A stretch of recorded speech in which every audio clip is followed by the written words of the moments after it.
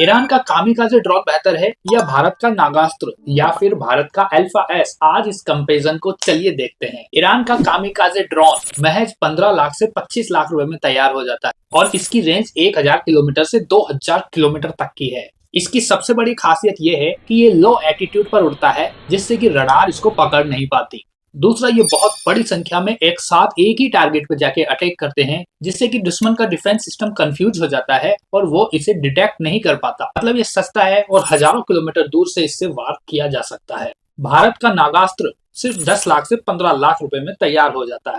इसकी range 15 kilometre से 30 kilometre तक की है। इसकी सबसे बड़ी खासियत यह है कि इसमें एक रियल टाइम कैमरा लगा होता है, जिसे एक सोल्जर अपने रिमोट से कंट्रोल कर रहा होता है और ये दुश्मन को रियल टाइम देखकर बिल्कुल प्रेसाइज अटैक कर सकता है। मतलब ये कम दूरी का जरूर है, लेकिन ये स्नाइपर की जैसे बिल्कुल फिक्स टारगेट पे जाके अटैक करता है। वहीं अल्फा एस की कॉस्टिंग बहुत महंगी है और ये करोड़ों रुपए में तैयार होता है। इसकी रेंज 100 किलोमीटर से ज्यादा की है। इसकी सबसे बड़ी खासियत ये है कि ये भी स्वार्म टेक्नोलॉजी बेस पर अटैक करता है, यानी कि झुंड में जाकर अटैक करता है। ये एक ड्रोन उड़ता है और उसमें से कई ड्रोन निकल करके दुश्मन के एक ही टारगेट पे अटैक करते हैं, जिससे दुश्मन का डिफेंस सिस्टम कंफ्यूज हो जाए।